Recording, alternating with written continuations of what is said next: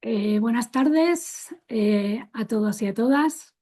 Os damos la bienvenida a este encuentro, seminario que organizamos entre las sociedades de salud pública territoriales canaria, catalana, madrileña y andaluza. Este seminario en el que vamos a analizar las diferentes visiones territoriales sobre el presente y el futuro de la salud pública es un espacio que lo que pretendemos desde los diferentes lugares es generar el diálogo, la reflexión y el trabajo conjunto que venimos haciendo desde los diferentes territorios en las diferentes sociedades, ¿no? Que tal y como dice el título, bueno, tenemos retos comunes, aunque nuestras realidades a veces sean diversas. Yo soy Ainhoa Ruiz Azarola, vengo de la Sociedad Andaluza de Salud Pública y Gestión Sanitaria, SASPAS y PATIA, y os dejo con Marc Olivella Cirici, de la Sociedad de Salud Pública de Cataluña y Baleares, que va a ser quien moderará esta mesa de lujo, ¿no? Y este seminario. Muchas Muchísimas gracias por la gracias, atención. Ainhoa. Un placer estar hoy aquí y agradecer a todas las personas asistentes que os estáis conectando ahora. Vemos ya pues muchas personas que estáis entrando en la sesión que estamos grabando y yo voy a dar algunos detalles de cómo se va a realizar este seminario y ya pues sin perder mucho tiempo daremos paso a la primera ponencia, al primer territorio que será pues Andalucía. Y bueno, dicho esto, pues el funcionamiento es el siguiente. Como son 4 territorios los que van a presentar, hemos reservado 15 minutos aproximadamente de ponencia para las personas pues, expertas, que cada una viene desde un ámbito relevante, digamos, de la salud pública de su territorio y que, bueno, les hemos pedido que nos respondan a esta pregunta, ¿no? ¿Qué retos tienen en sus territorios en salud pública y cómo los afrontan? ¿Qué herramientas o qué retos de futuro, qué visión territorial tienen de este tema? Entonces, desde las sociedades científicas regionales de España, pues hemos intentado hacer este seminario con personas que veréis pues, que son muy potentes, ¿no? Desde nuestro punto de vista. A un par de cuestiones prácticas para las personas asistentes. Como es un seminario unidireccional, pues lo que hemos habilitado es un espacio de preguntas y respuestas que ya podéis utilizar desde ahora por si tenéis alguna duda y al final de la sesión, pues moderaremos un espacio de preguntas, reflexiones conjuntas que puedan surgir de las ponencias. Entonces, después de cada ponencia, no habrá un espacio de preguntas propiamente para la persona ponente, sino que lo dejaremos todo para el final. Pero sí que podéis ir escribiendo a medida que tengáis dudas o que tengáis alguna cuestión, alguna reflexión, sobre todo en el apartado de preguntas y respuestas. Es preferible que hagáis esto a hablar por el chat, que seguramente será menos práctico. Pero sí que os pediremos que intervengáis en el chat ahora, si queréis, para indicar al resto de personas asistentes desde dónde nos estáis viendo o incluso desde dónde trabajáis o en qué ámbito estáis pues trabajando. Entonces en el chat tenéis la opción de escribir a todos los asistentes. Y ahí, pues si ponéis esta opción, ahora podéis decir pues cómo os llamáis y desde dónde nos veis, que creo que será pues interesante que podáis decirlo y nosotros así veremos un poco, adaptaremos un poco incluso lo que podamos decir al perfil de vuestros, bueno, a vuestro perfil, ¿no? Y bueno, yo creo que esto es un poco la parte práctica y antes de dar paso a las personas de Andalucía, pues decir que es muy importante que las sociedades científicas estemos hoy organizando esto como primera actividad de muchas que esperamos organizar en un futuro conjuntamente para mostrar pues sinergias que necesitamos empezar a trabajar y que veremos seguramente hoy y al final en el cierre creo que Pilar también lo mostrará muy bien, pues que hay retos comunes y mensajes clave que nos llevaremos a casa. sin más, sin entreteneros más y haciendo estos minutos de espera hasta que se conectase todo el mundo, doy paso a las personas de Andalucía. En concreto, está Lucía, si no, Manuel como ponente, y le va a presentar. Ay, Silvia, perdón, Silvia, eso es. Silvia, cuando quieras, presentando a Manuel desde Andalucía, adelante. Muchas gracias por vuestra participación también. Muchas gracias, Marc, y buenas tardes a todas y todos. Para mí es un placer presentar a Manuel Zurbarán, con quien tuve la suerte, además de compartir residencia, y cuya trayectoria profesional refleja muy bien la importancia de una sólida formación en salud pública para afrontar la gestión y la respuesta ante crisis sanitarias complejas. Manuel es especialista en medicina preventiva y salud pública, formado en el Hospital Universitario Virgen del Rocío de Sevilla. Completó su formación con un máster en salud pública y gestión sanitaria en la Escuela Andaluza de Salud Pública y además cursó en Francia un máster en gestión estratégica de crisis en el Instituto de Altos Estudios dependiente del Ministerio del Interior. Se trata, como veis, de una formación muy orientada a la toma de decisiones en contextos complejos y de alta presión, que ayuda mucho a entender cuál ha sido su trayectoria profesional. Tras finalizar la residencia, Manuel desarrolló una amplia carrera en el sistema público de salud francés. Durante más de una década ha ocupado puestos de responsabilidad tanto a nivel regional como nacional, siempre vinculados a la vigilancia, a las alertas sanitarias y a la gestión de emergencia.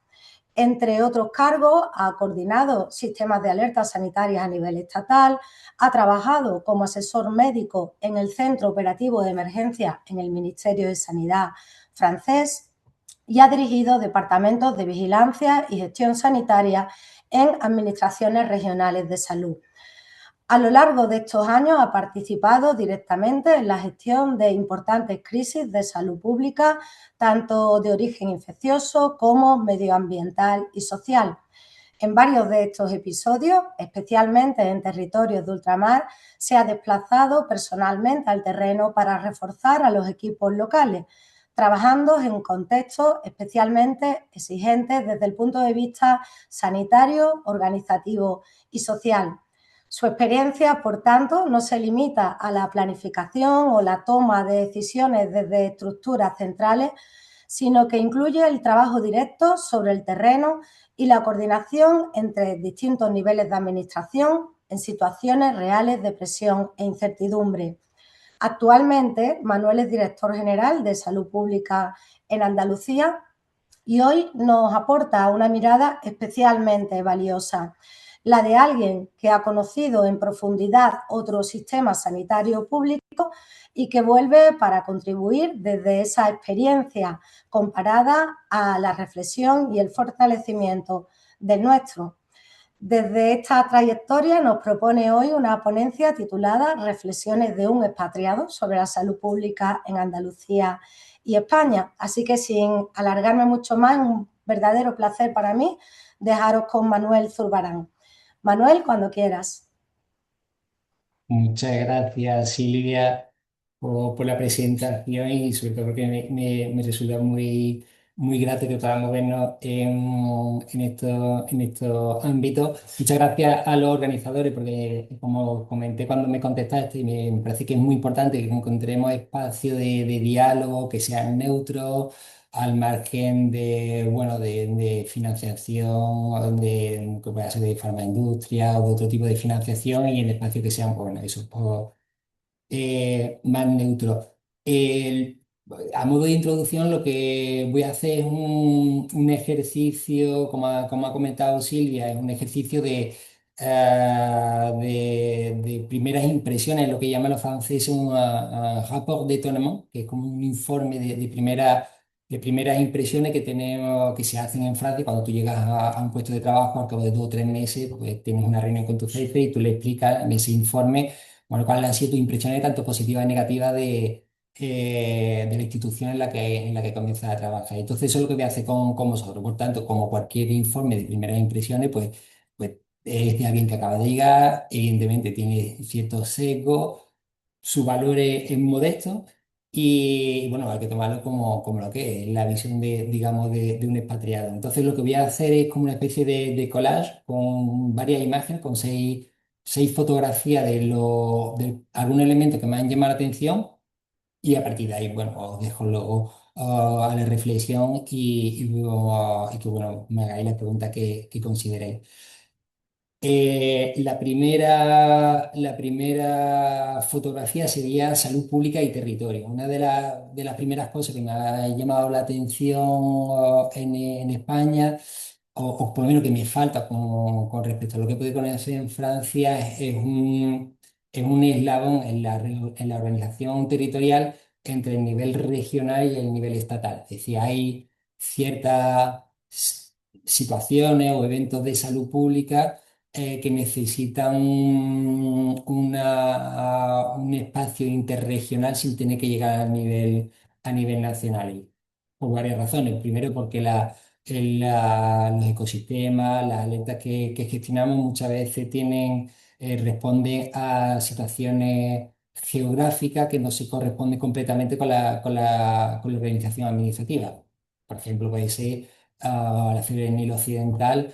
eh, en Andalucía tenemos mucha relación con Badajoz, que comparte, digamos, una parte del ecosistema de este tipo de virus y vectores. Pero también, además, por los medios de los que disponemos en salud pública. España es un país grande, tenemos comunidades y ciudades autónomas que no son todas del mismo tamaño y las posibilidades de desarrollar herramientas de salud pública no son las mismas. Y entiendo que eso debería poderse solucionar bueno, pues con una situación, digamos, interregional donde pudiéramos apoyar. Es un primer elemento con el territorio. La otra impresión y positiva es el ámbito local. Yo creo que aquí tanto en Andalucía como en España sí que tenemos una acción local que está más desarrollada de lo que podría encontrarse en Francia y sobre todo por la presencia de los centros de salud, que es un eje que vertebra las acciones de salud pública. Pero sin embargo, sí que veo que hay cierta reticencia por parte de los actores del ámbito de la salud pública a la emancipación de los municipios en este ámbito, quizás bueno, por miedo a pérdida del control o pérdida de protagonismo. ¿Vale? Esa sería, digamos, la primera fotografía. La segunda fotografía sería salud pública y actores. Una de las cosas que me llama la atención es lo dividido que siguen los actores históricos de la salud pública en España, no solamente en Andalucía, con rencillas históricas que no acaban de ser resueltas, con trabajos que siguen siendo muy en silo y veterinarios por un lado, preventivistas por otro, EPI por otro, y sí que ese tipo digamos, de rencilla o de dificultades para aceptarse los unos a los otros está todavía muy marcado en España, cuando, por ejemplo, en Francia está mucho más avanzado y naturalizado el hecho de que en equipos sean multidisciplinares, tanto en los hospitales como fuera, y eso bueno, por tanto, y cuando además nosotros lo que necesitamos en el ámbito de la salud pública, lo comentaremos, es ensanchar las bases de la salud pública hacia nuevas profesiones, hacia nuevos actores, en lugar de seguir un poco, digamos, peleado por si esto es mío, esto es tuyo, o tú no deberías entrar aquí. El- y eso está relacionado un poco con esa imagen de actores. Yo creo que hay una de las cosas que deberíamos aprovechar es para profesionalizar el ámbito de la salud pública. Hace poco el Ministerio ha sacado para el público la ley de ordenación de profesiones sanitarias. Como sabéis, ahí hay la posibilidad de hacer troncos de especialidades y yo creo que es el momento oportuno para que en España nos lancemos a un tronco común de salud pública en el que entren todas las especialidades, ya sean médicos, veterinarios, farmacéuticos, biólogos, enfermería, es decir, cualquiera de estas para que podamos tener un tronco común que es muy necesario. Y dentro de esa profesionalización, y creo que uno de los ponentes lo tratará, transitar hacia agencias regionales de salud pública que permite igualmente esa profesionalización que quizás que nos falta un poco. Esa es la segunda fotografía. La tercera fotografía es el tema de salud pública y financiación. Evidentemente, la financiación en salud pública siempre ha sido una tarea pendiente. Es cierto que es difícil medir realmente si estamos bien o mal financiados, dependiendo de lo que consideremos que es salud pública. Como decía una directora general de la Consejería de Deporte, me dice: Manuel, en realidad, si lo miras de manera muy amplia, todo el presupuesto que tiene educación, todo el presupuesto que puede tener deporte o puede tener incluso en algunos aspectos turismo, podrían ser dinero que se está dedicando a la salud pública. Pero al margen de esas reflexiones que me hacen mis compañeros, sí que veo que aquí en España no hemos desarrollado suficientemente lo que son la implementación de impuestos específicos a ciertos productos, como pueden ser la bebida azucarada, que sí que se ha desarrollado mucho en Francia y que ayuda a financiar el sistema sanitario. Hay otras medidas que se van haciendo en el Reino Unido, incluso en Hungría, con medidas con una tasa de salud pública que incluye tanto alcohol, tabaco, todo lo que tenga sal, grasa. Es decir, que hay iniciativas europeas que aquí no se ha desarrollado, salvo en el caso creo que en Cataluña. Otra fuente de financiación que tenemos que pensar y que debería verse es el uso racional del medicamento, en el que también hay capacidad de financiación y que hasta ahora pocas comunidades autónomas la están utilizando para hacer salud pública. Ese es el dinero que recibimos las comunidades autónomas y que ahí sí que deberíamos estar más pendientes.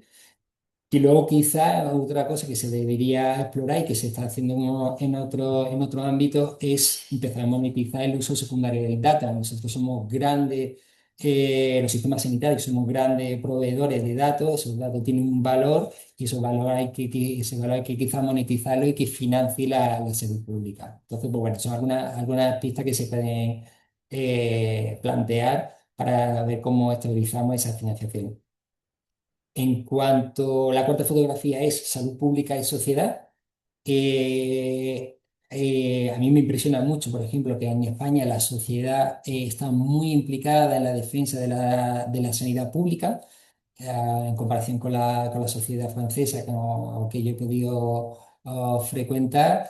Es cierto que a los franceses les preocupa la salud, pero no ponen, es una preocupación, digamos, más individual en el sentido de acceso a la atención sanitaria y no tanto en un modelo, cuando aquí en España sí que hay una movilización por un tipo de modelo sanitario.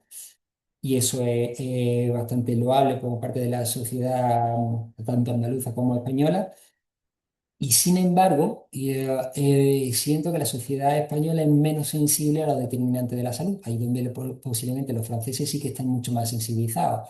Sensibilizados, por ejemplo, con el consumo de productos ecológicos, sensibilizados con consumo, con el alcohol, con la contaminación con metales, los PFAS, y más implicados quizás en ámbitos como el cambio climático y salud. Y ahí sí que siento que la sociedad, de alguna manera, están menos, yo lo siento menos en la lectura que hago cuando sigo la actualidad en ambos países, sí que veo que hay mucho más temas de salud pública al orden del día digamos, en la prensa que lo que puedo encontrar aquí en España. Entonces, muy preocupado y con razón con el tema de la defensa de un modelo, pero se nos olvida la parte de determinantes de la salud, ya sean sociales, económicos, comerciales y demás.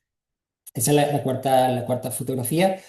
La quinta imagen es salud pública y método. Y otra cosa que me asombra, en eso no necesariamente los franceses sean mejores que nosotros, pero sí que van avanzando de otra manera, es el tema el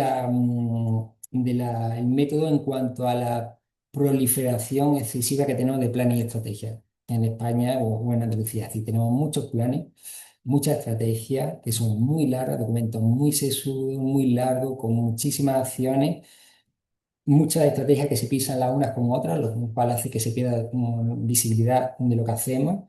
que además consumen mucho tiempo de trabajo de la administración, tanto en la concepción como en el seguimiento. Hay estrategias y planes que duramos 1, 2, 3 años en sacarlo y seguimiento es muy farragoso y sin tener por tanto un impacto en salud que sea realmente importante, ¿vale? Y muchas veces el problema que tiene este tipo de proliferación de documentos y de planes y de acciones y objetivos que al final perdemos la visión estratégica, pasamos a una visión contable de decir, bueno, cuántas estamos contando indicadores y no perdemos un poco la visión de conjunto.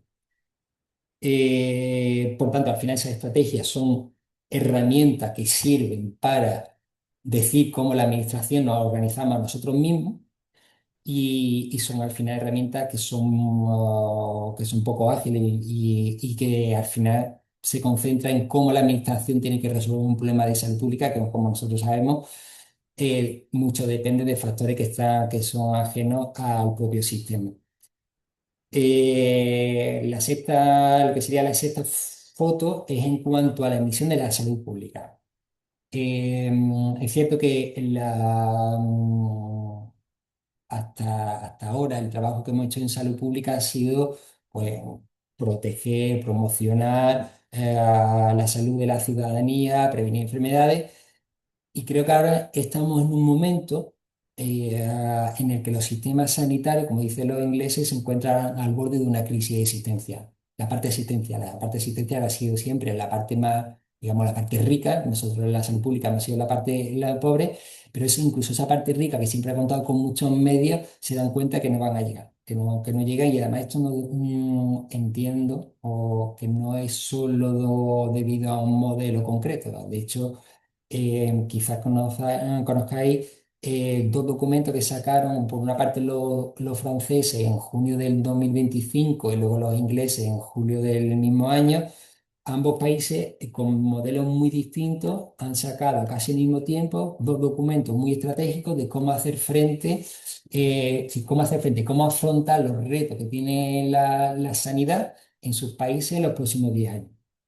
Y leyendo los dos documentos, os podéis pasar los enlaces si no los conocéis, ambos llegan a una misma conclusión, entre otras muchas, y ese es el lugar que tiene la prevención y la promoción de la salud. ¿Por qué? Porque al final, y eso es lo que tendremos que trabajar, es nosotros, si hasta ahora hemos ido trabajando por proteger, promocionar la salud de la sociedad, además tenemos un rol y una misión en el día de hoy que es también la salud de los sistemas sanitarios, ¿vale? La sostenibilidad. Y en eso sí que deberíamos trabajar conjuntamente. Por ir cerrando, porque me queda un minuto según mi reloj, a modo de resumen. eh, Una línea en la que deberíamos trabajar desde los territorios, desde las regiones, pero también a nivel nacional, es por ampliar, diversificar y profesionalizar las bases de salud pública. Es decir, tenemos que de manera decidida apostar por un tronco de salud pública, por formaciones que permita a gente que trabaja en el ámbito de la salud pública sin necesidad de tener un gran máster de salud pública, pero que puedan tener esas formaciones. Yo creo que eso pasa por diversificar esas formaciones que se adapten a las necesidades. Tenemos que diversificar y estabilizar la financiación de la salud pública y creo que eso deberíamos apostar y desde la sociedad científica, de la administración, trasladar el mensaje a la sociedad que es necesario tener una tasa de salud pública. Es decir, del mismo modo que en el ámbito de la medioambiental se dice que el que contamina paga, en el ámbito de la salud pública deberíamos decir que aquel que enferma, que hace enfermar, debería pagar. Eh, Tenemos que modernizar la salud pública en España, es decir, tenemos que simplificar, tenemos que digitalizar con la idea de pasar menos tiempo en la colecta, manipulación de datos, en el análisis para poder hacer un trabajo que sea más de concienciación, sensibilización, empoderamiento de la ciudadanía, porque además lo estamos viendo en otros ámbitos, esto no va solamente de generar evidencia científica, ¿vale? La generación de la evidencia científica no es suficiente para poder cambiar algunos retos que tenemos por delante. Entonces, tenemos que liberar tiempo de los profesionales que se dedican al ámbito de la salud pública para que lo dediquen a ese trabajo un poco más de abogacía por la salud pública.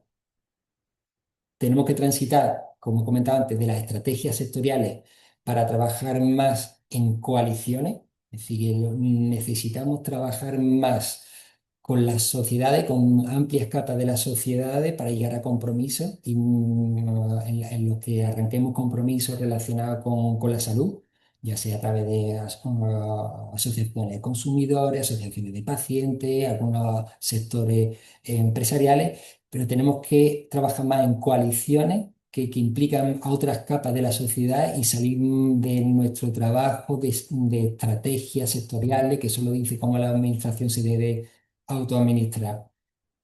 Y luego, por último, lo que comentaba también, hacer un alegato por la salud pública como palanca de cambio para la sostenibilidad del sistema sanitario. Yo creo que es hora de que hablemos al ámbito asistencial para decirle que la salida a la crisis en la que se encuentra el sistema sanitario pasa por un cambio de rumbo importante, por activar y por definir de manera más clara el ámbito de la salud pública, desde la promoción, la prevención y la protección, porque ahí está la clave para esa sostenibilidad. Y con eso creo haber cumplido con el tiempo que se me ha acordado, así que a vuestra disposición para cualquier pregunta que tengáis.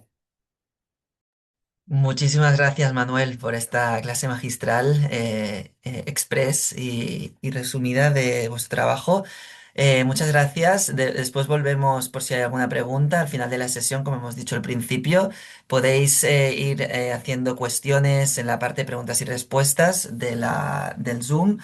Y ya, pues sin perder más tiempo, dejo paso a Marta, que es nuestra presidenta de la Sociedad de Salud Pública de Cataluña y Baleares, que presentará a nuestro ponente, Xavier Llevaría. Así que adelante, Marta. Muchas gracias, Marc. Gracias a Manuel y a Silvia y a Ainhoa. Y me alegra muchísimo presentaros a Xavier Llevaría, que es el subdirector general de coordinación de la Secretaría de Salud Pública de Cataluña. Él es licenciado en veterinaria y especialista en bromatología, sanidad y tecnología de los alimentos. Y cuenta además con un máster en gestión pública por ESADE. Su formación realmente refleja una visión amplia de la salud pública, como reclamaba Manuel, que va desde la seguridad alimentaria a la gestión institucional. Xavier acumula una trayectoria larga y reconocida en salud pública y ha ocupado responsabilidades importantes en el sistema de salud catalán. Ha sido director gerente de la Agencia de Protección de la Salud, director de la Agencia Catalana de Seguridad Alimentaria y director de la Agencia de Salud Pública de Barcelona. Cargos desde los que realmente ha contribuido de manera muy decisiva a articular la respuesta institucional ante algunos de los retos sanitarios más importantes de las últimas décadas. ¿Qué decir de ello, no? Es, de hecho, una labor que ha sido reconocida con la Medalla de Honor de Protección Civil, otorgada por su colaboración con la Dirección General de Protección Civil desde el 2020 y en ámbitos por supuesto, desde la COVID, pero también como el riesgo de calor y el riesgo epidemiológico. Actualmente, además, compagina su rol en la Secretaría de Salud Pública con la docencia como profesor asociado de la Universidad de Pompeu Fabra en el Máster de Salud Pública. Y hoy, claro, nos acompaña para reflexionar sobre cómo la nueva Agencia de Salud Pública de Cataluña, la cual ha vivido muy de cerca durante tiempo, afronta los retos emergentes de salud pública. Bienvenido, Xavier. Adelante. Muchas gracias, Marta. Supongo que se escuchará bien. Básicamente agradecer esta iniciativa magnífica de las sociedades autonómicas de salud pública. Creo que es una iniciativa coordinada, excelente y por lo tanto espero que sea exitosa y que tenga más frecuencia y que esto suponga pues que desde diversas sociedades científicas pues sobrepasamos ese ámbito, ¿no?, de la comunidad autónoma para establecer muchas más relaciones informativas, comunicativas, etcétera, entre diferentes profesionales, ¿no?, que tenemos responsabilidades o que trabajamos en diferentes sectores y también de la salud pública, pero también en diferentes espacios o territorios.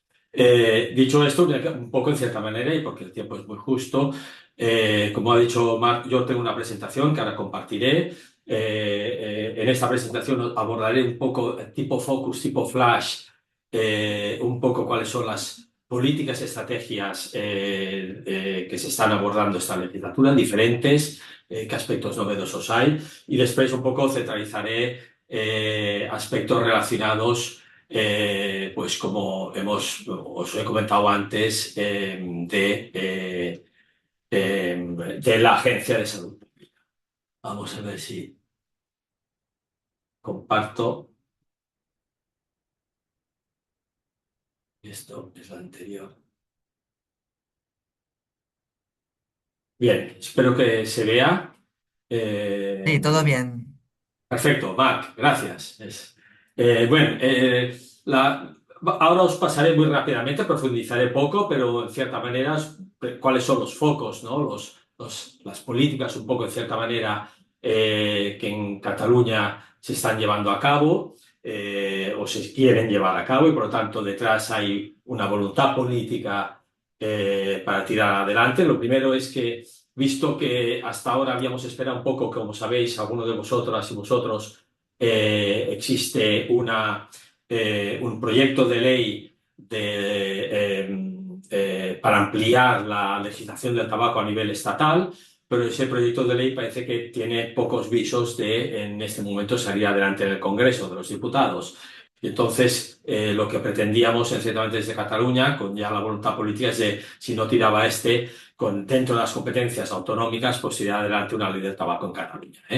El reto es claro, sigue habiendo una elevada prevalencia, es la enfermedad es la causa de mayor mortalidad, ¿no?, evitable.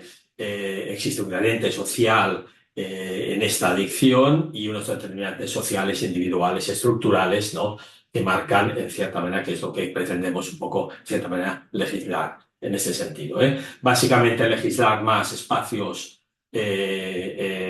sin humo de tabaco, espacios públicos, legislar aspectos de publicidad y legislar también aspectos de venta de tabaco. Voy a ir rápido en esto por el tiempo es mío. Pues será a foco de flash. Otro de los elementos es de los elementos también de las primeras causas de morbilidad y mortalidad y secundaria de mortalidad es la obesidad infantil, pero obesidad en toda la población a lo largo de la mirada del curso de vida, ¿no?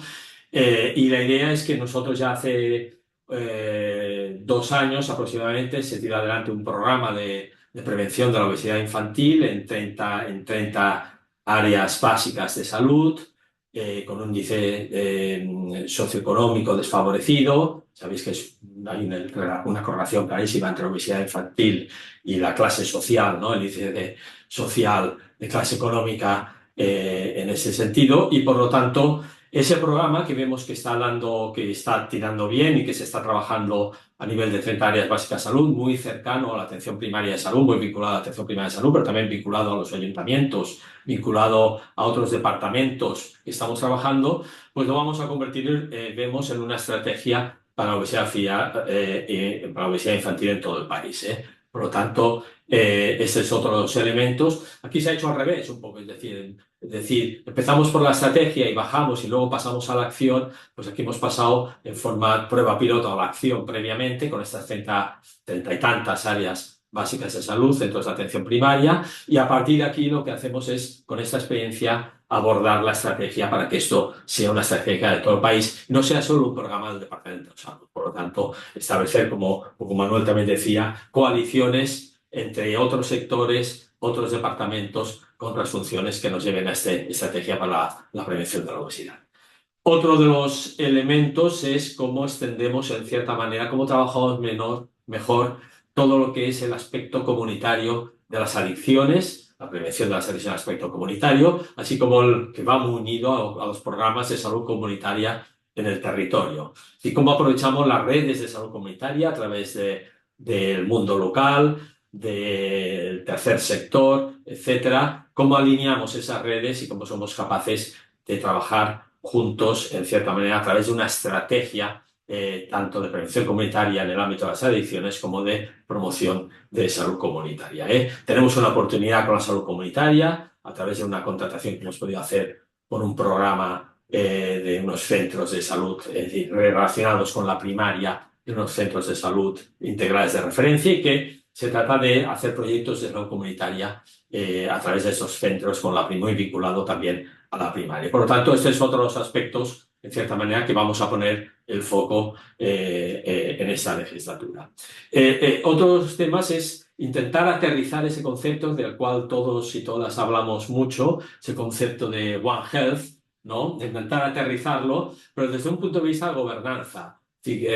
Como va a ser muy difícil montar un departamento One Health, nadie se quiere que nadie invada sus competencias o perder competencias, lo que intentamos es hacer una mesa por un acuerdo de gobierno de gobernanza de One Health, donde esté el Departamento de Agricultura, básicamente, y Alimentación, donde esté el Departamento de Medio Ambiente, o el Departamento de Ámbito de Medio Ambiente, donde esté salud.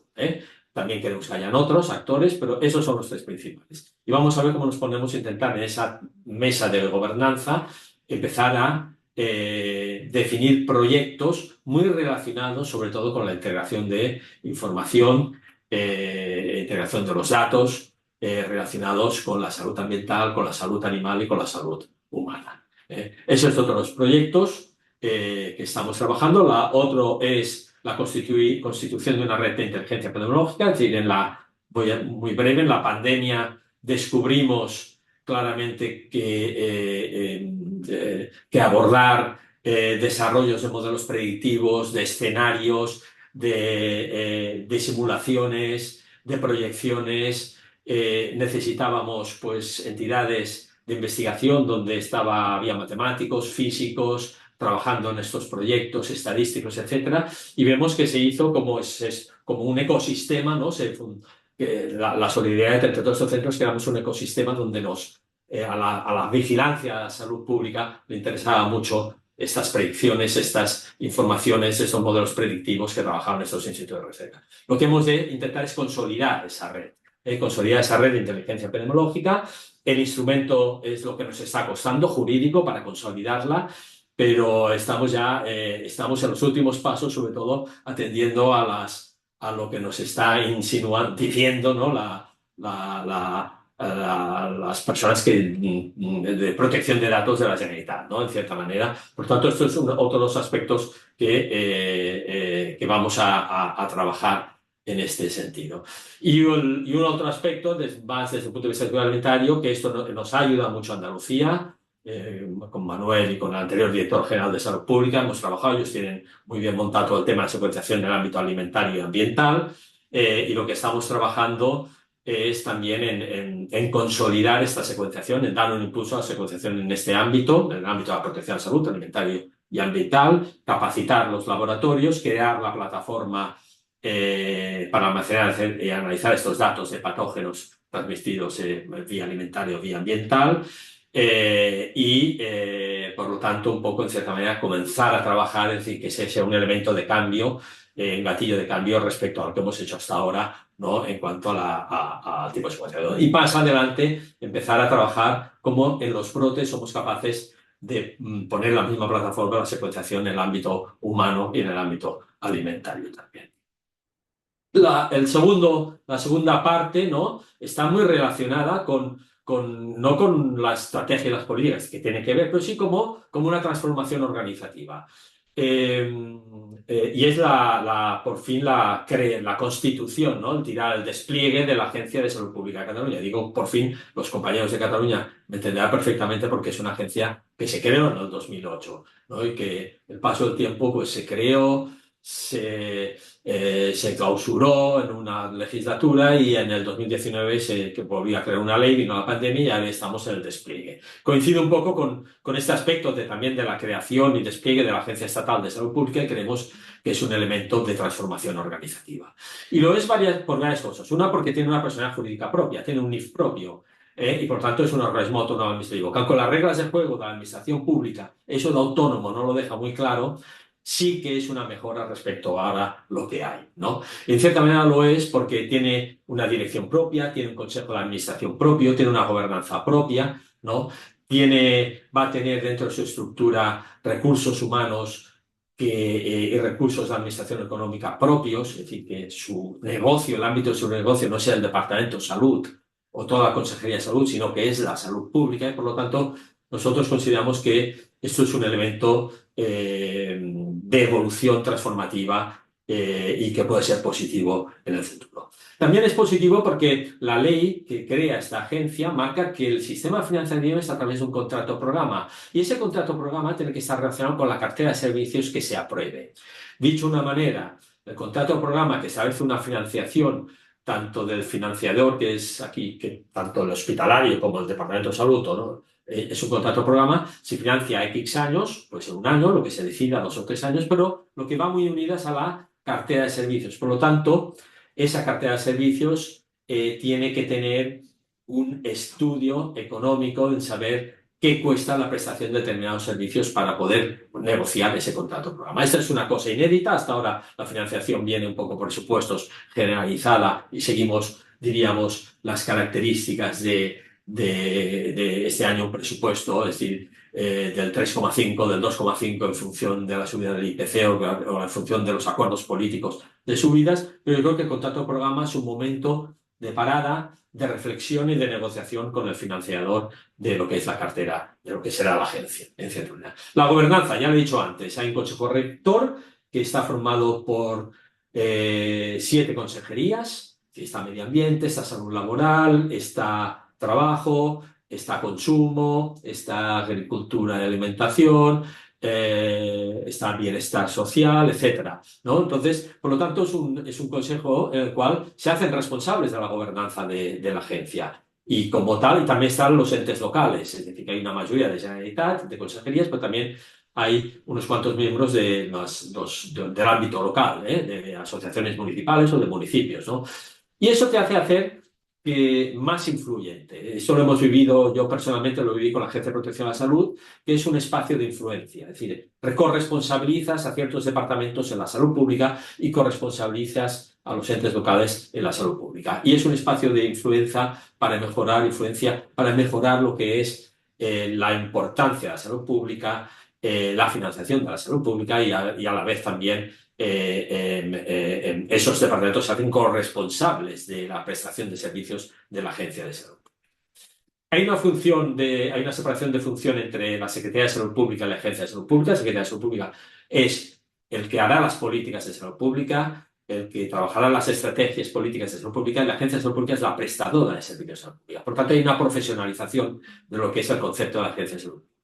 Y también nos permite unas ciertas cifras de refuerzo, aprovechando, ¿no?, que yo creo que mi suegra pasa por Valladolid, supondrá 44 nuevas plazas de estructuras de jefaturas, ¿no? Hay 43 personas que vienen de servicios centrales de recursos humanos y administración coordinada, al propio departamento de la Consejería de Salud a la agencia, y se crean 59 plazas base nueva para potenciar ciertos servicios de la salud pública. Está establecida en 3 fases. Ahora se aprobarán los estatutos este verano próximo, y lo que Economía y Función Pública nos ha permitido es que esto se desarrolle en 3 años, en 3 fases profesionales. La primera fase sería este 2026, Por lo tanto, ya, en cierta manera, si el momento que se aprueben los presupuestos en 2026, tendríamos ya la dotación económica para crear esta primera fase, Y, en cierta manera, los ámbitos temáticos que se potencian con la agencia, que no los tenemos ahora, se crea una subdirección nueva de salud ambiental. Creemos que la salud ambiental, por el tema de la emergencia climática, el tema de nuevos contaminantes, la cantidad de nueva normativa que está saliendo, los efectos de las olas de calor, sequías, nuevos contaminantes, nuevos riesgos, etcétera, creemos que tiene que tener un ámbito específico de subdirección general de salud ambiental y, por tanto, reforzarla en este sentido. Ahora es un servicio dentro de una subdirección de protección de seguridad alimentaria y protección de la salud. Las separamos, hay una subdirección de seguridad alimentaria y otra de salud ambiental. Otro aspecto es que también en el territorio nosotros fortalecemos en cierta manera la creación de una subdirección regional de Barcelona Metropolitana Sur y Penedès, que hasta ahora es toda Barcelona, o una parte importante de la Barcelona metropolitana, y nos intentamos parecer a cómo se organiza el sistema asistencial, ¿eh? Por tanto, seguir la misma organización del sistema asistencial y creamos una nueva subdirección que potencia en cierta manera. Tenemos una solución muy grande y muy colapsada, en este sentido. Otros aspectos es que creamos un área, nos parece importante para el futuro, un área de sistemas de información propia, de innovación y de calidad, pero sobre todo de TICs propia. Es decir, hasta ahora las TIC no son propias, es del Departamento de Salud, lo que queremos es una TIC propia, por tanto, potenciar toda la parte del gobierno del dato, del monitoraje, el análisis de datos, etcétera, etcétera. Esto es un aspecto también de crecimiento dentro de la agencia y, por lo tanto, de propia para prestar servicios. Y por último, pues eso, lo que he dicho antes, tendrá una asesoría jurídica propia, recursos humanos propios, etcétera. Por último, antes de acabar, pues en consonancia con este tema, pues es la importancia de las TICs, la importancia de la digitalización, es decir, de la inteligencia artificial. Todo está cambiando muy deprisa. Entonces se ha establecido un horizonte digital en la Agencia de Salud Pública, y ese horizonte digital, con una serie de ejes estratégicos, lo que nos permite también es que políticamente es el tercer, diríamos, plan estratégico digital que se aprueba en la Generalitat de Cataluña, somos los terceros, y segundo, que lo que hemos de ahora de conseguir es que conseguido esto es la excusa, en cierta manera, para potenciar nuestra área de sistemas TICs y sobre todo sacar más dinero. Sacar más dinero para todo lo que es el concepto, más financiación del concepto de la digitalización. Creo que he ido como un rayo, como un cohete de velocidad. En cualquier caso, esto es una visión flash, pero también una esperanza en que la agencia, la transformación de la agencia, por los motivos que os he dicho antes, comporte una cierta gatillo de cambio de la salud pública en Cataluña, tal como ahora hemos venido un poco, en cierta manera, evolucionando en los últimos años. Gracias, Marc, y yo creo que me pasa un poquito, pero muy poquito. Muchas gracias, Xavier. No, un placer realmente tener este overview de lo que se está haciendo en Cataluña y esta nueva agencia, o no tan nueva, pero muy, muy bien contextualizado. Y creo que es muy interesante para otros territorios escuchar y entender este proceso. Así que gracias de nuevo también por tu participación. Y nada, vamos a seguir. En este caso seguimos con Madrid y voy a dar paso a Lucía Martínez, que es la vicepresidenta de AMASAP, de la Asociación Madrileña de Salud Pública, y tú misma pues ya presentas a vuestro ponente. Muchas gracias por vuestra participación. Gracias, Marco. Buenas tardes. Bueno, pues yo tengo el placer de presentaros a Juan Carlos Diezma, que es médico jubilado con una trayectoria muy, muy amplia en salud pública, ex jefe de la Unidad Técnica de Promoción de la Salud de la Dirección General de Salud Pública en la Comunidad de Madrid, donde además tuve el placer de coincidir con él unos meses. Y nos va a presentar una ponencia titulada Vamos por el buen camino, algunas reflexiones sobre la salud pública en la Comunidad de Madrid. Y con ella pretende hacer un pequeño recorrido histórico señalando algunos acontecimientos de relevancia para la salud pública que pueden dar respuesta a la pregunta que formula en el título. Así que, Juan Carlos, no te robo un segundo más. Adelante y muchas gracias por dedicarnos tu tiempo. Pues muchas gracias, Lucía, y muchas gracias a los organizadores de este encuentro que, al igual que han dicho los compañeros que me han precedido, me parece que es una iniciativa muy interesante y que deberá de producirse con más frecuencia en el futuro. Así que voy a poneros la...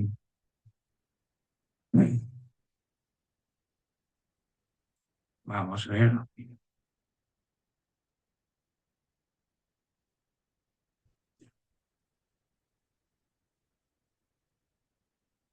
Vamos a ver, perdón.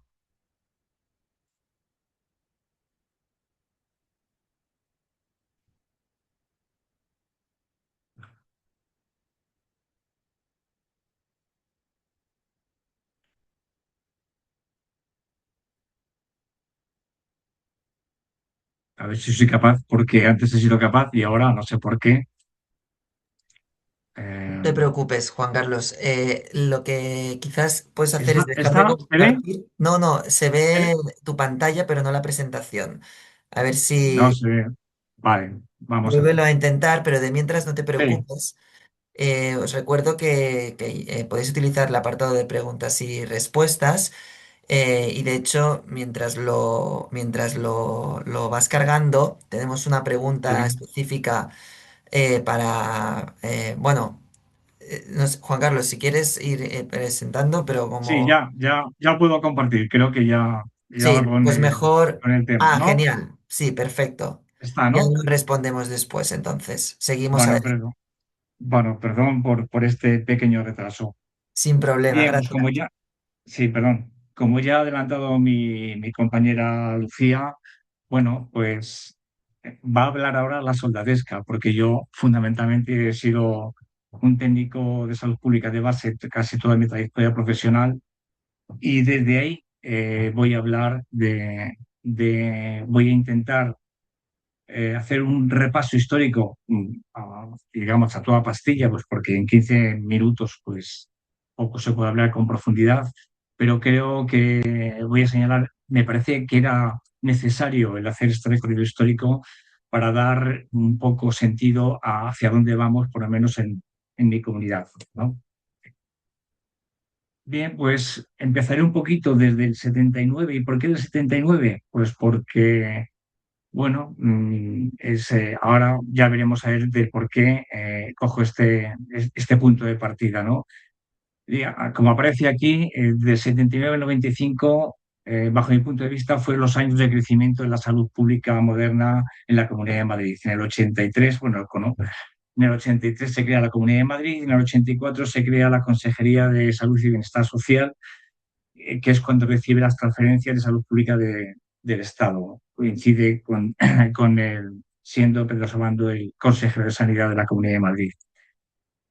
Pero realmente los pioneros, digamos, en la época democrática de la salud pública fueron los centros municipales de promoción de la salud, sobre todo del Ayuntamiento de Madrid, que fueron los que trasladaron las ideas de Alma-Ata del 78 y las pusieron en práctica, ¿no? Desarrollando, digamos, una labor de acción comunitaria que, por desgracia, echamos de menos. Bien, estoy obligado a hablar un poco de las unidades piloto de medicina comunitaria que hubo en Madrid, especialmente del Centro Especial de Medicina Comunitaria del 1 de octubre, que se puso en marcha en 1980 hasta el 85 y que tuvo al frente a nuestra desaparecida y querida Teresa Sánchez Mozo y como uno de los personas clave de ese centro fue Armando Boleo, psiquiatra, psicoanalista y psicólogo social, porque la influencia, la formación que se dio en ese centro sirvió para el desarrollo de la medicina comunitaria de muchos centros de atención primaria y también, como veremos, de la Escuela de Enfermería de la Comunidad de Madrid. En el 88 se zonifica la Comunidad de Madrid en 11 áreas, en 34 distritos sanitarios y en 250 zonas básicas de salud, ¿no? Tenía las áreas, casi todas tenían una forma de cuña porque tenían que buscar el hospital de referencia y de ahí esa composición geográfica. Se crean los servicios de salud pública en el 89, se asignan las nuevas zonas básicas de salud a médicos, enfermeros titulares y matronas que hasta ese momento pertenecían al cuerpo de sanitarios locales y se les ofrece la posibilidad o bien de integrarse en los nuevos centros de salud creados después de Alma-Ata o integrarse en la estructura de salud pública. Como veis aquí en la diapositiva, pues una mínima parte de los médicos se pasan como salubristas y digamos que digamos, el gran contingente de la salud pública viene a través de la reforma de los servicios farmacéuticos y veterinarios, que en un 100% sí que se integran en estos servicios de salud pública, ¿no? Entonces, se crean los servicios. En el 90, la estructura de salud pública en la Comunidad de Madrid se crea en dos niveles. Los servicios centrales, que actúan como servicios de referencia, y los servicios de salud pública de área que, digamos, trasladan, digamos, esa programación de los servicios centrales al territorio de influencia. En cada área, la estructura orgánica de los servicios de pública estaba formada por la jefatura del servicio y las secciones de epidemiología, sanidad ambiental e higiene alimentaria, y de prevención y promoción de la salud, junto con la unidad administrativa. Bien, en mi experiencia, y creo que en eso coincidimos todos los que hemos vivido esa época, la mejor época quizás haya sido del 91 al 95 en lo que se refiere al crecimiento de la estructura periférica de los servicios de salud, es decir, la dotación de los servicios de salud pública diaria, que coincide con Ricardo García Herrera como jefe, como director general de Prevención y Promoción de la Salud, que era como se denominaba en esa época a la Dirección General de Salud Pública. Ricardo, que venía del País Vasco, físico y experto en medio ambiente. Los servicios de salud pública diaria, se crea una red de 9 servicios. La mayoría se localizaban en la área metropolitana de Madrid, en los municipios grandes de esa área metropolitana, como Alcobendas, Getafe, Leganés, Coslada, Majadahonda, ¿no? Y de ellos dependían también 1, 2 o 3 centros de distrito, que correspondían, digamos, a las cabeceras de dichos distritos. En total se forman 16 equipos. Bien, la Consejería disponía en esos momentos de 229 técnicos de salud pública para su despliegue en el territorio, de los cuales 120 eran veterinarios y 78 farmacéuticos. La concepción inicial de estos servicios buscaba la descentralización de los servicios, la salud pública, la atención primaria, la salud mental, imbricados, por tanto, la intersectorialidad con coordinación sociosanitaria y educativa, la interinstitucionalidad, sobre todo con la coordinación con los ayuntamientos, la planificación territorial descentralizada, la participación social y el trabajo por programas y en base a objetivos con actividades programadas y evaluables, que aunque parezca mentira, hasta ese momento no existía esa forma de trabajo. También la coordinación con las gerencias de atención primaria del área del InSalud, ¿no? Todavía no tenemos transferencias, y con los servicios municipales de salud, y el trabajo en equipo eran sus objetivos permanentes. No obstante, y a pesar de que, como he dicho antes, estamos en una época, digamos, dorada, pues ya en 1990 ocurre una huelga de técnicos de salud pública y se empiezan a vislumbrar los primeros problemas relacionados con la salud pública, que lejos de solventar el tiempo, digamos, algunos de ellos los ha agudizado. Hay diferencias salariales, se pone mayor interés en las tareas asistenciales que en la salud pública, se aporta más dinero a los hospitales y a los médicos que a los técnicos de salud pública, y existen ya diferencias salariales importantes. La época dorada acaba con la entrada en el gobierno de los gobiernos conservadores, y ya entramos en una etapa que dura hasta estos días, que la he denominado de crecimiento de la salud pública madrileña. Bien, el primer estocada ocurre en el 2001 con la promulgación de la LOSCAM, la Ley de Ordenación Sanitaria de la Comunidad de Madrid, que crea el Instituto de Salud Pública y que divide, por tanto, las funciones de la Dirección General, las separa en funciones de autoridad sanitaria y funciones científico-técnica. Por otro lado, se empieza a crear el Servicio Madrileño de Salud, porque al año siguiente se transfiere el InSalud y, por tanto, se crea ya definitivamente el Servicio Madrileño de Salud, ¿no? Se crea, digamos, el pez grande que en muchos casos se come al chico. En 2005, digamos, la estructura de salud pública, los técnicos elaboran el Libro Blanco de la Salud Pública, un proyecto, digamos, de reflexión sobre el desarrollo de la salud pública en la Comunidad de Madrid y de propuestas de mejora. Y el 2008 es el año horribilis, y voy a explicar por qué. Bien, es el año bajo el mandato de Esperanza Aguirre como presidenta de la Comunidad de Madrid, de 2003 a 2012, y llamo horribilis porque en ese año se elimina la Dirección General de Salud Pública y Alimentación y se extingue el Instituto de Salud Pública, desaparece el Centro Universitario de Salud Pública, y se construye una red de nuevos hospitales públicos, entre 7 y 12 según las fuentes, y donde se introduce el modelo de gestión mixta, en donde las constructoras financian y gestionan la parte no sanitaria y a cambio reciben un canon anual que comenzó en el 2008 y que durará 30 años entre 2018 y 2016, es decir, 9 ejercicios. La Comunidad de Madrid, en 9 ejercicios, la Comunidad de Madrid pagó 1.182 millones de euros por ese canon entre el 2008 y 2016. El 9 de abril de 2008, como ya he dicho, se eliminan estas dos estructuras de las que he hablado antes y sus funciones se desagregan y se distribuyen entre dos direcciones generales fundamentalmente, entre la Dirección General de Atención Primaria y la de Ordenación e Inspección. Y bueno, siempre hemos pensado que esa disgregación, tanto funcional como física, porque digamos, cada estructura de la Dirección General está ubicada físicamente en zonas de Madrid diferentes, pero siempre hemos tenido la sospecha de que era una cuestión que interesaba que fuera así. Frente, digamos, a estos acontecimientos, los trabajadores de salud pública del Alcalde de Madrid elaboran digamos, un manifiesto y solicitan la restitución de un organismo único de suficiente entidad jerárquica acorde con las responsabilidades que debe asumir y que reúna las competencias de salud pública, ¿no?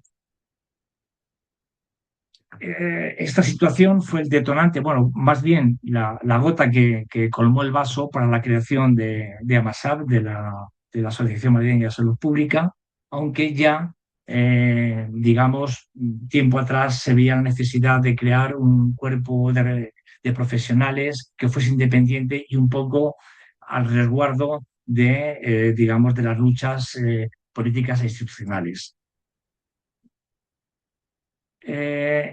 AMASAP hace una valoración en el 2010 tras 2 años de la desaparición de la Dirección General de Salud Pública y las consecuencias es que pues, hay una disminución del presupuesto del 50% desde 2008 a 2010, hay una disminución del número de trabajadores activos en torno al 13% y hay también una drástica disminución, más del 70%, de la cantidad aportada en los convenios de colaboración con los ayuntamientos. Eso solamente en 2 años.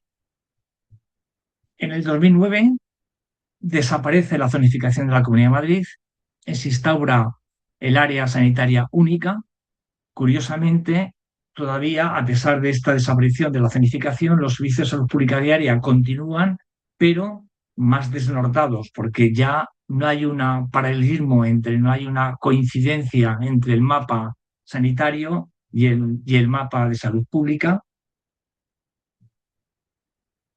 Y siguiendo con estas desapariciones, pues también desaparece la Escuela de Enfermería de la Comunidad de Madrid, y me refiero a ella porque fue una escuela muy vinculada con la Consejería de Sanidad, con una orientación comunitaria, fuertemente comunitaria, ¿no?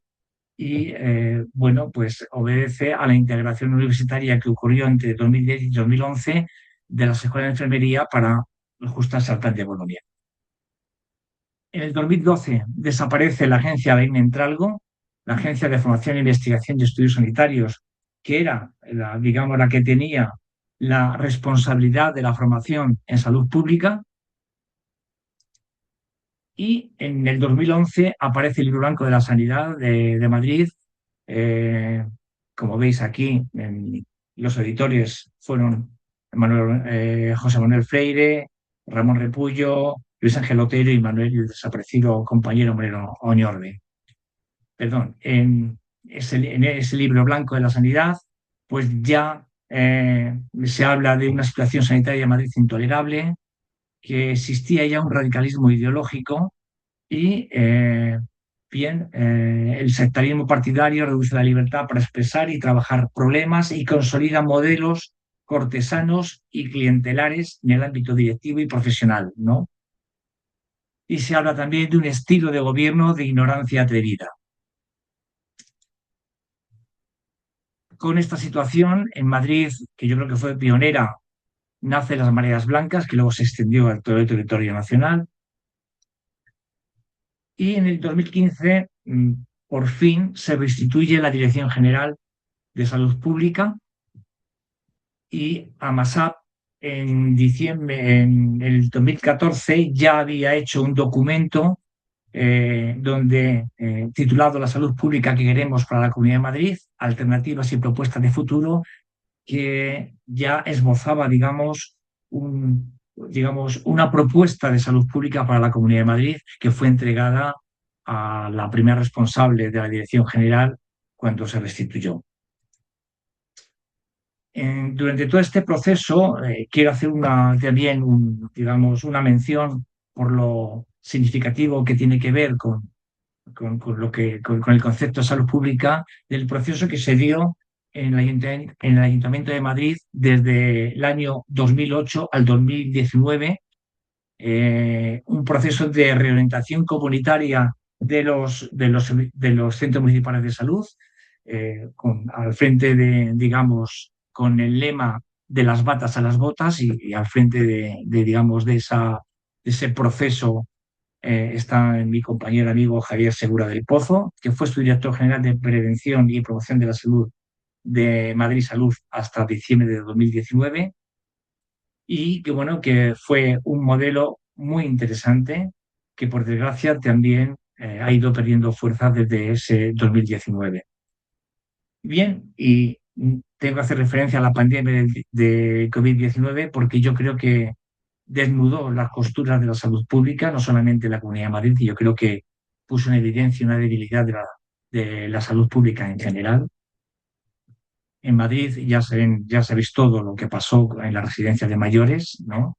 Se implantó un protocolo por el cual, con criterios de edad y discapacidad, se negaba el traslado a las personas que estaban infectadas, con el resultado que aparece aquí.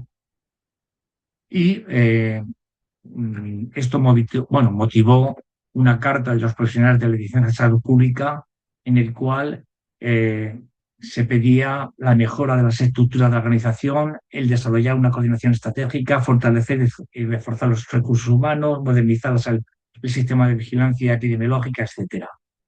Bien, se elaboró un decálogo que fue firmado por más de 460 profesionales, en el cual pues, se hablaba de todos los problemas que se asociaron en la débil respuesta que se dio en muchos casos a la pandemia. Bien, SESPAS también se hace eco de la total ya desaparición de los equipos de salud pública de la Comunidad de Madrid en el 2022. Y ya por último y cerrando, quisiera hablar de algunas cuestiones que tienen que ver con la salud pública y cómo está. Por ejemplo, la intersectorialidad, ¿no? Bueno, pues la desaparición de los servicios de salud pública es un golpe para la intersectorialidad. Sí que es verdad que se ha elaborado un plan de acción municipal centralizado, pero débil en cuanto a que es desde los servicios centrales y hay ausencia de la presencia en el territorio. En cuanto a la universalidad, es falso que tengamos una atención sanitaria universal. Hay pequeños grupos, sobre todo los grupos que no tienen tarjeta sanitaria, que no tienen acceso real al sistema sanitario, a pesar de que desde la Dirección General de Salud Pública se hizo esta resolución para intentar paliar en lo posible esta deficiencia. En cuanto a la transparencia, pues hay un portal de transparencia en la Comunidad de Madrid, pero es un portal, digamos, de cara a la galería, pero de lo que menos hay en la Comunidad de Madrid quizás sea la transparencia. En cuanto a la equidad, pues ya es un tema que ya se trató en su momento y que es un tema que trató también AMASAP y en la Ateneo de Madrid, porque en Madrid claramente hay un desequilibrio brutal entre, digamos, el noroeste y el sureste y que en algunos casos llega a establecer una diferencia en la longevidad de hasta 9 años, es decir, hay un desequilibrio en un territorio pequeño casi insoportable. Y en el último informe de salud de 2025 parece mentira con la importancia que en salud pública tienen los determinantes socioeconómicos, pues casi no se hace referencia a dichos determinantes, solamente se habla de ellos a la hora de hablar de la obesidad infantil y del tabaquismo y del alcohol, pero no ocupa prácticamente una relevancia. No hay mapas donde se vea la distribución de los indicadores socioeconómicos que afectan a las desigualdades en salud en la población madrileña. En cambio, menos mal que el estudio de salud de la Ciudad de Madrid de 2022 sí que aparecen, digamos, indicadores que tienen que ver con estos indicadores socioeconómicos y mapas que los establecen. Disculpa, Y ya Juan, se ha hablado deberías ir Sí, cerrando cuando puedas. sí, Gracias. perdón, sí, ya está.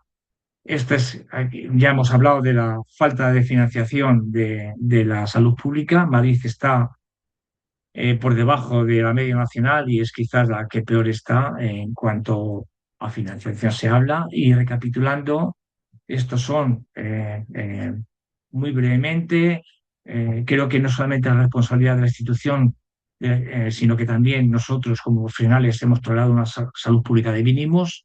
Hay una vigilancia epidemiológica pasiva y parcial, en donde falta todavía su actualización en cuanto a innovación tecnológica.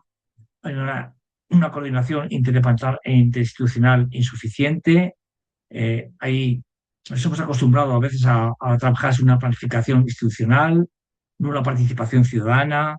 La acción comunitaria es más un deseo que una estrategia planificada. Hay una obsesión por el control ideológico. Hay censura que provoca autocensura. Hay una estructura piramidal invertida, escasamente democrática y participativa. Hay una falta de transparencia.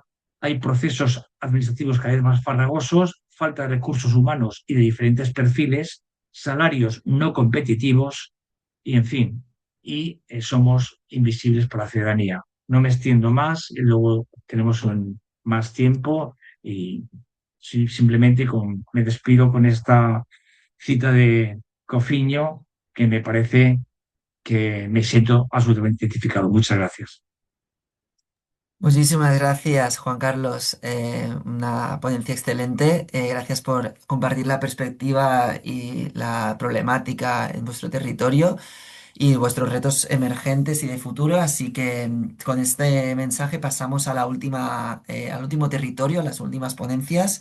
Y en este caso, pues doy paso a Armando, que va a presentar al ponente, a Carlos Jorge.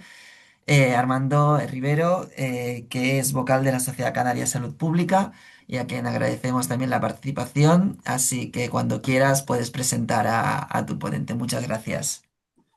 Pues nada, muchas gracias, Mar. Para nosotros es un auténtico placer formar parte de este webinar y para mí es todo un honor dar la entrada a un referente que ha sido profesionalmente para mí, como es don Carlos Jorge, quien nos acompaña hoy para compartir su ponencia titulada Atención Primaria, de dónde venimos hacia dónde vamos. Nosotros hemos ido enfocando esta ponencia, este webinar hacia la atención primaria, que es uno de los pilares fundamentales en las Islas Canarias. Pues don Carlos Jorge Acosta es licenciado en Medicina y Cirugía por la Universidad de La Laguna, fue especialista en Medicina de Familia y a lo largo de su trayectoria pues, profesional ha desarrollado una sólida carrera, tanto asistencial y sobre todo destacando con la gestión dentro del Servicio Canario de Salud, uno de los referentes en atención primaria en las Islas Canarias, como bien decía. Inició su andadura como médico de familia en distintos centros de salud de Gran Canaria, para posteriormente asumir responsabilidades de creciente liderazgo, como pueden ser el director de Zona Básica de Salud, coordinador médico en aquellos tiempos, y director médico de la Gerencia de Atención Primaria. Durante más de 2 décadas ha estado vinculado en la gestión sanitaria, destacando especialmente sus etapas como gerente de la Gerencia de Atención Primaria de Gran Canaria. De hecho, ha sido el gerente con mayor tiempo ha desempeñado esta responsabilidad, estando en 2 etapas. Una primera etapa que fue entre 2013 y 2019 para volver en la etapa complicada como fue en el COVID en el 2020 hasta su recién jubilación en el 2025, porque no lo han dejado estar más, porque seguramente seguiría estando en ello. Ha sido un profundo estudioso de todos los modelos de atención primaria, no solamente en España, sino en todo el resto del mundo, y fue un firme impulsor de toda la evolución que ha tenido en Canarias, apostando siempre por un sistema más resolutivo, cercano sobre todo y adaptado a las necesidades de la población. Cabe destacar que durante la etapa como gerente, pues ha puesto en marcha diferentes proyectos, destacando sobre todo liderando el arranque del proyecto MASAP en las Islas de Gran Canaria de 2022. Y bueno, culmina en el 2025 su trayectoria de más de 20 años de gestión, dejando una huella significativa para todos los profesionales, así como para el sistema sanitario canario. En el ámbito personal, destacar que es un fiel escritor y en el cual tiene una gran afición a ello y además también pues sigue estudiando y sigue redactando sus cosas sobre atención primaria. Sin más, lo dejo con ellos. Carlos, muchísimas gracias por acompañarlo y cuando usted quiera, para adentro. Gracias, Armando. Bueno, ya está hecha la ponencia, ya Armando, con todo lo que ha dicho de mí, pues no sé, se ha pasado. Bueno, a mí me va a tocar hablar fundamentalmente de lo que es directamente la atención primaria. Es una ponencia, podríamos decir, un poco diferente a lo que hemos visto hasta ahora, pero yo creo que está relacionada directamente con todo lo que estamos diciendo en los tres ponentes anteriores, ¿no? Sí, podríamos decir que en el sistema sanitario la base fundamental de mantenimiento y de sostenimiento o la columna vertebral de este sistema está situado en la salud pública y en lo que es y en la atención primaria. Entonces, yo comenzaré haciendo un breve repaso a lo que ha sido la atención primaria aquí, fundamentalmente en la isla de Gran Canaria, aunque ha sido similar en las otras islas. Esto, como siempre o como casi siempre, las cosas salen por la proactividad, la creatividad, o podríamos decir el liderazgo de un grupo de personas que deciden que el sistema sanitario ha de cambiar, y estoy hablando de la época de 1970, donde se empieza a ver que el sistema sanitario tiene que cambiar de aquella estructura de los centros que eran ambulatorios, con profesionales con cupos inmensos y que trabajaban 2 horas y media, con lo cual no había ningún tipo de educación, promoción, prevención y, por supuesto, ningún control sobre enfermedades crónicas. Era un sistema que, bueno, que sobrevivía de alguna manera.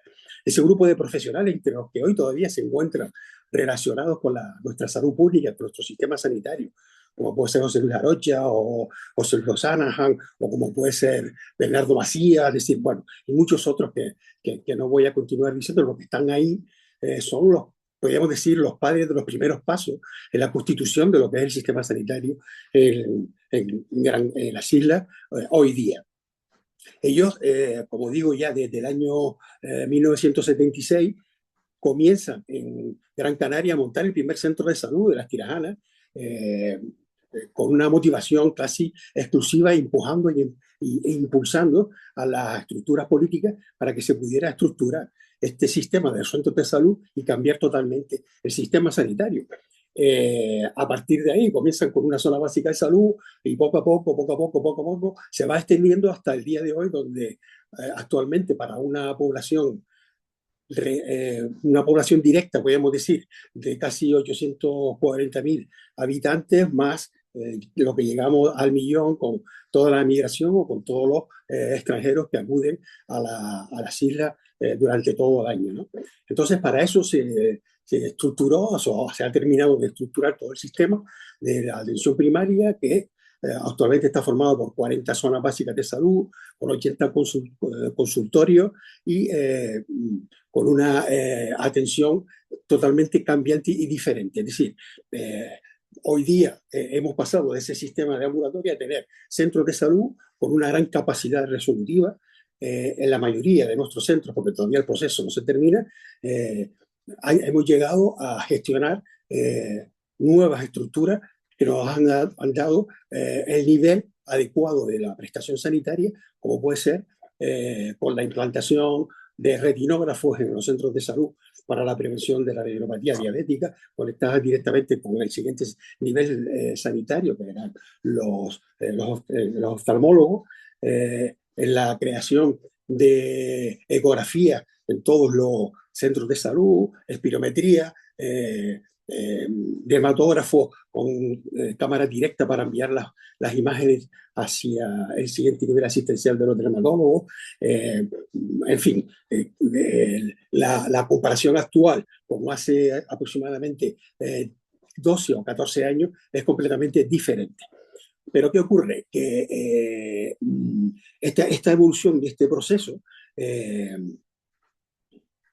sufre una crisis, sufre un proceso actualmente de crisis, bueno, por lo que todos conocemos, pero que es el déficit fundamentalmente de lo que es la financiación del sistema sanitario en la atención primaria, pero también una crisis existencial del sistema de los propios profesionales. Y ahora lo puedo explicar un poco más. ¿Qué es lo que... ¿Qué es lo que podemos esperar frente a esta crisis existencial? Porque sí, decimos que tenemos muchos profesionales, que tenemos mucha capacidad de resolución, pero ¿por qué no estamos contentos? ¿Por qué los resultados no son los adecuados? ¿Y por qué existe este tipo de crisis existencial, ¿no?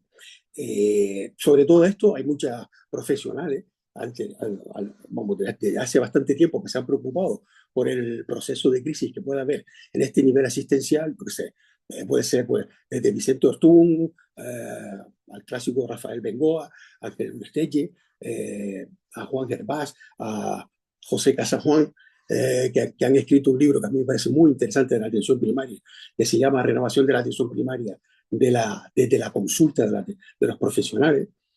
Se escribe desde el Ministerio también de Sanidad, preocupado en determinados momentos de la crisis que puede haber en atención primaria, y crea un plan de acción 2025-2027, pero bueno, que en teoría y en los papeles está muy bien, pero no existe una progresión clara hacia el proceso. También ahora mismo tenemos la propia crisis de los profesionales de la salud con el Estatuto Marco, que bueno, que no va a solucionar el problema en absoluto, ¿no? Que podemos tener reivindicaciones que son muy necesarias para el sistema, pero que no va a solucionar el sistema, ¿no?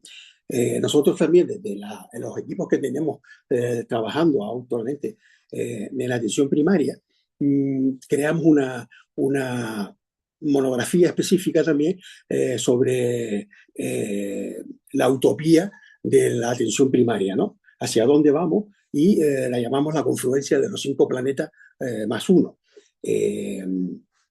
Esto se basaba en que tiene que haber, no es que exista una mayor financiación económica y ya está para el proceso, sino que tiene que haber una planificación de lo que se quiere hacer en la atención primaria, claramente con unas líneas y unos objetivos determinados. Nosotros ahora mismo, en Gran Canaria, tenemos una financiación en el capítulo 1 de personal, que son 242.800.000 euros, solo en el capítulo 1 de contratación de personal y de sustituciones y demás, y en el capítulo 2 de inversión para progresar y poder hacer una mayor resolutividad de la atención primaria, pues son 19.800.000 euros. Es decir, de personal de contratación casi 250 millones, de contratación de necesidades y de capacidades de resolución 19 millones. Claro está, es que esto tendrá que ponerse los pies en el suelo y decidir qué es lo que queremos hacer realmente con una estructura sanitaria. Cuando, por supuesto, los hospitales triplican y cuadriplican lo que es la gestión anual económica en sus diferentes capítulos. Entonces, lo que nosotros analizamos y estudiamos es que tiene que haber una confluencia de 5 procesos determinados para poder trabajar y avanzar en lo que es la atención primaria y salir de esta crisis existencial. En primer lugar está el primer planeta, que es, por supuesto, la política. Como digo hasta ahora, tiene que haber una financiación clara, finalista, para la atención primaria bajo un plan estratégico de lo que se quiere hacer y dónde se quiere llegar con esta atención primaria, donde se pueda medir y se pueda evaluar y se pueda continuar con este proceso hasta el desarrollo total. Como dijo Armando antes, en la gerencia fuimos los padrinos, los que hicimos realmente todo el borrador de lo que era un proyecto que se llamaba Más AP, que era aumentar la capacidad resolutiva de atención primaria y además introduciendo nuevos elementos, nuevos profesionales, como eran, por un lado, el oficio, por otro lado también los psicólogos, por otro lado los nutricionistas, etcétera, etcétera. Esto empezó muy bien en una época, en una política determinada. Hubo una financiación con 50 millones de euros para este proyecto, para comenzar este proyecto, pero los cambios políticos hacen que esto desaparezca. Y por lo tanto, tenemos centros de salud ahora mismo que efectivamente tienen fisios, tienen los psicólogos, pero no todos, solo una parte limitada de centros de salud, pero el resto se ha quedado parado. ¿Esto qué significa? Que hay una inequidad absoluta, no solo para el trabajo de los profesionales, sino para la prestación sanitaria que estamos dando hacia una población que unos pueden recibir una atención determinada y otros no. Esto es absurdo, es decir, no puede ser un sistema mantenerse en este sistema. Tiene que haber una planificación estratégica clara y definida con una financiación finalista para el proyecto que se quiere llegar, sea este o sea cualquier otro. Por lo tanto, mientras no exista esa concienciación absoluta de que la atención primaria, al igual que la salud pública, y no lo digo porque estemos hablando ahora mismo de salud pública, es la base del sistema público de la sanidad, y por lo tanto esto tiene que tratarse adecuadamente. Los hospitales crecen brutalmente, cada vez mayores infraestructuras, mayores aparatos, mayores inversión en sistemas determinados, cuando realmente lo que nos interesa a todos es no llegar o llegar el mínimo número de pacientes a ese tipo de patologías. Por otro lado, el segundo planeta que tiene que estar confluyendo con esto, y tan importante como el primero para mí, es el de los profesionales. Vamos a ver, por un lado, está mal que yo lo diga, pero desde atención primaria, los profesionales de especialistas en medicina de familia, enfermería, todos los que trabajamos en atención primaria, existe un cierto criterio de inferioridad con respecto al siguiente nivel asistencial. Cuando un profesional médico de familia, que ha realizado una especialidad durante 4 años y donde actúa con unos protocolos específicos de derivación de un paciente bajo la sospecha de un proceso, no puede haber ningún otro profesional del siguiente nivel asistencial que pueda rechazar absolutamente ningún tipo de consulta sin ver al paciente. Por lo tanto, nosotros tenemos que defender ese absoluto nivel de trabajo asistencial para evitar ese descalabro que hay en este sistema entre la comunicación directa en ambos niveles asistenciales. Pero eso es una parte solamente, una parte pequeña del problema. Otro de los factores fundamentales de los profesionales es que no se ha formado a los profesionales, no se forma en lo que es la gestión de la consulta, en la gestión de lo que es el trabajo, de lo que se realiza en una atención primaria que abarca tantos procesos dentro del sistema.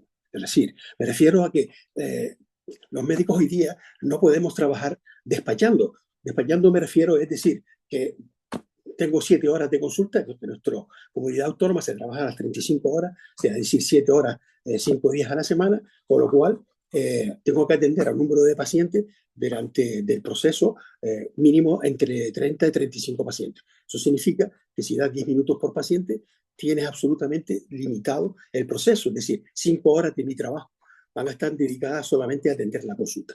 Esto hace que solo mi día a día sea trabajar en la consulta, sea despachar procesos que el paciente es el que dirige y el que viene a la consulta. La gestión de la consulta es otra cosa, es una cosa mucho más allá de ese proceso. Y hay que formar a profesionales en lo que significa el control de la consulta.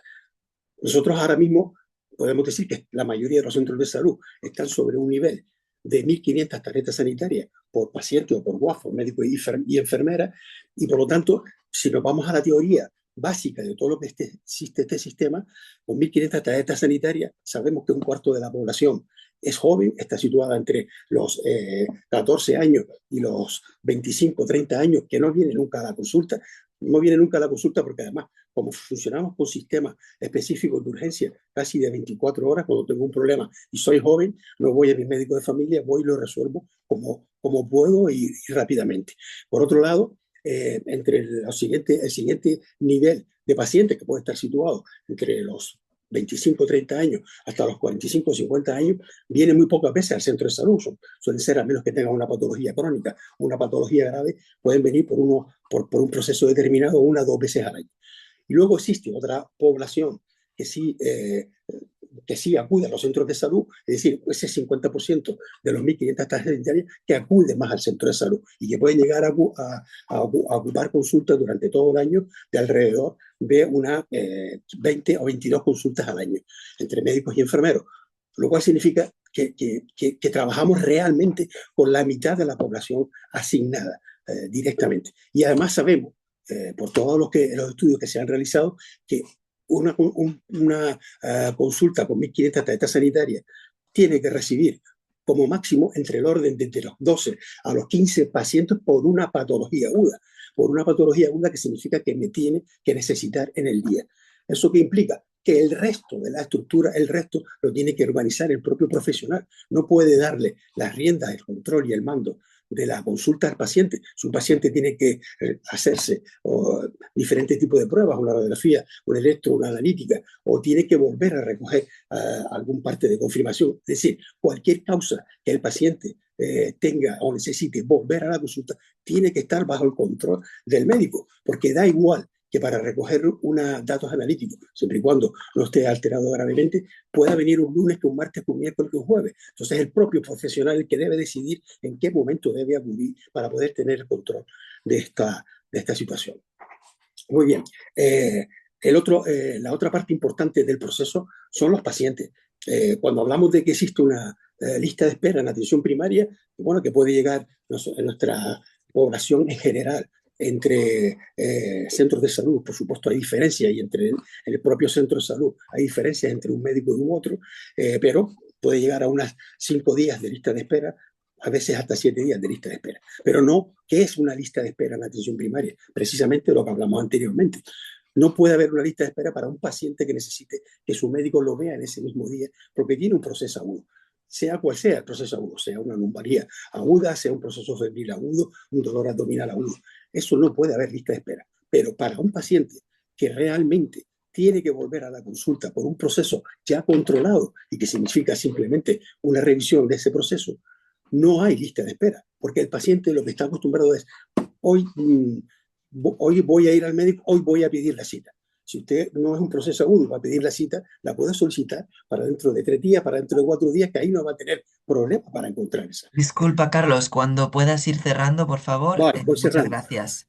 El siguiente punto, que es muy rápido, está en la organización. Es decir, en la organización significa cómo podemos trabajar los médicos de familia 7 horas al día, viendo 30, 35 pacientes durante 5 días. ¿Dónde están los resultados de atención primaria? Es decir, ¿cómo puedo yo saber si lo que hago realmente está dando en la población, está ayudando a esta población? ¿Cómo lo puedo ayudar si no tengo un sistema informático con toda la inteligencia artificial que existe hoy día en el que me diga exactamente si yo lo que estoy realizando está dando resultados a la población, si tiene valor para esa población y sobre todo si todos aquellos pacientes que tienen que acudir a mi consulta de esas 1.500 tarjetas sanitarias, eso efectivamente tiene cuántos están llegando de ese proceso. Es decir, se necesita una confluencia de los procesos que intervienen de todos los elementos dentro del sistema sanitario para conformar un sistema sanitario con una atención primaria fuerte. Gracias. Disculpa porque la pasión me puede. Está genial, Carlos, y muchísimas gracias por tu ponencia. La verdad es que es un cierre muy, muy interesante el que habéis hecho también desde la perspectiva canaria. Con esto llegamos a las 4 experiencias territoriales en salud pública. Y bueno, yo creo que compartiréis que ha sido muy interesante. Os agradecemos mucho la participación. Hemos ido respondiendo las preguntas que habéis dejado en el apartado de preguntas y respuestas. No nos hemos dejado ninguna, a no ser que hayáis escrito algo por el chat y nos lo hayamos perdido, que creo que no. Entonces, a no ser que haya alguna pregunta que aparezca ahora, pues ya pasaríamos al cierre con Pilar. No sé, Pilar, cómo lo has visto todo, que Pilar es la presidenta de la Asociación Madrileña de Salud Pública, con la que hemos coorganizado este acto, así que Pilar, cuando quieras, nos das tus impresiones. Bueno, pues la verdad que me encantaría tener como un poco más de tiempo. Creo que se nos ha quedado corto, pero para esta primera iniciativa que hemos tenido a nivel de las asociaciones y sociedades territoriales de salud pública, creo que podemos felicitarnos y de haber tenido pues en torno a 90, 100 personas conectadas. Creo que es emocionante y que nos podemos felicitar todos y todas. Decíamos, ¿no?, cuando empezábamos a pensar en estos temas, que las sociedades científicas desde luego son muy relevantes, muy importantes. Creo que también lo ha puesto muy de manifiesto Manuel Zurbarán, ¿no? Ha sido una de las cosas que ha señalado, cómo estamos aquí para garantizar los derechos, para hacer abogacía, porque tenemos que velar por la salud de la ciudadanía, cómo este nivel territorial es fundamental para ver lo local, para esa mirada que tiene que ver con la experiencia y el conocimiento del territorio y cómo eso también nos puede servir para aprender y tener lecciones aprendidas de unos y otros lugares de nuestra España en este momento, pero también aprovechar estos conocimientos que nos traen de otros lugares, como ha sido expuesto brillantemente por ese expatriado, por Manuel.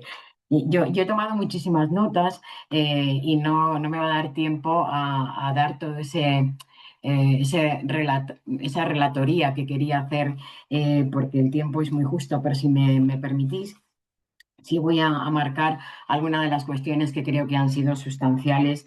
Y aunque escuchemos con más tiempo esta grabación, que la compartiremos en cada una de nuestras sociedades, tanto la sociedad canaria eh, como la sociedad catalana y de las Islas Baleares, como la sociedad andaluza y como la asociación madrileña, lo vamos a compartir y vamos a seguir en estas conversaciones que son tan importantes, pero voy a dar algunas pinceladas de lo que a mí me ha llegado más, o por lo menos creo que puede ser algo bonito para cerrar y también esperanzador. Eh, Tenemos que trabajar cuestiones en la salud pública que tienen que ver con el territorio. Hay que abrir esos espacios interregionales que decía Manuel Zurbarán.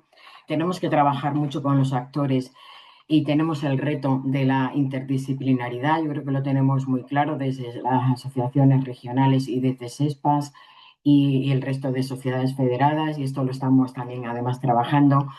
La importancia de la financiación que ha salido en varias de los ponentes de esta tarde, cómo igual tenemos que abrir la mirada a otros planteamientos como pueden ser los impuestos o como el uso secundario de Big Data, que también lo señalaba Xavier, llevaría. Muy importante también cómo trabajamos con la sociedad, cómo la sociedad tiene que ir más allá incluso del trabajo intersectorial y tenemos que abordar todas esas capas, ¿no? que también era muy señalado por Xavier y que me ha parecido pues, una idea también brillante. Cómo hay que abrir la sensibilidad a los determinantes sociales de la salud, como decía Manuel, y defender el sistema sanitario sin perder de vista que los determinantes son la clave precisamente para un sistema de salud saludable en el futuro, porque tenemos una crisis en el sistema sanitario si no ponemos toda la fuerza o gran parte de la fuerza en la atención primaria y en la salud pública, como decía también brillantemente Carlos. Me parece que el ejemplo que nos da de modelo de desarrollo de esta Agencia de Salud Pública, Xavier, es muy iluminador y muy inspirador para todo el territorio nacional y para la agencia a nivel estatal. Cómo tenemos que poner la mirada en esos problemas que son tan acuciantes todavía y que hay que mirarlos con otras lentes, como el tabaco, mirándolo desde este marco de determinantes sociales y comerciales de la salud, no solamente como estilo de vida, al igual que la prevención de la obesidad, como la comunidad y aprovechar las redes comunitarias es una baza que no podemos dejar ni perder. Como One Health tiene que impregnar la gobernanza y se tienen que hacer modelos de gobernanza ya teniendo en cuenta One Health. Y todo el tema que hemos podido aprender a través de esta vivencia terrible que fue la pandemia y que Juan Carlos Diezma también señalaba como algo que golpeó especialmente la Comunidad de Madrid y cómo tenemos que sacar lecciones de eso, aprovechar la información que tenemos, no ocultarla, cómo además tenemos que ir a modelos de esa inteligencia epidemiológica y no solamente vigilancia. requerimos, desde luego, un esfuerzo en una transformación organizativa, que lo señalaba también de una manera fantástica Xavier, y creo que en cierta manera se ha dejado ver que necesitamos recuperar muchas de las cosas perdidas en la Comunidad de Madrid, como ha dicho Juan Carlos, y también ese esfuerzo organizativo lo ha señalado de una manera muy brillante Carlos Jorge. Sí, quiero también alabar todo ese recorrido histórico tan importante que ha hecho Juan Carlos Diezma, porque sin la historia nos perdemos y no sabemos para dónde tirar. Necesitamos atrapar todo lo que hemos vivido en el pasado para tener eh, buenos andamiajes para el futuro. Y desde ahí también, bueno, gracias Juan Carlos por nombrar a Masap y el papel que ha tenido de esa abogacía, de esa apuesta valiente por seguir luchando por la salud de Madrid. Y cierro quizás con una frase de Carlos Jorge que me ha parecido muy buena a su inicio, que es que la base del sistema sanitario es la salud pública y la atención primaria. Así que muchas gracias por estar aquí todos y todas esta tarde escuchándonos. Vamos a seguir, no nos vamos a callar, y no vamos a parar de hacer esta defensa absolutamente entusiasta y con mucha esperanza de la salud pública que queremos y que nos merecemos. Muchas gracias, Pilar. Pues muchas gracias. Dejamos aquí el acto, enviaremos las grabaciones. Gracias a todas las personas ponentes por vuestra predisposición y vuestro tiempo. Y nos vemos en la próxima. Seguro que organizaremos más cosas conjuntamente. Un abrazo a todas y a todos. Un abrazo y buenas tardes a Chao. todos y todas. Adiós, buenas tardes.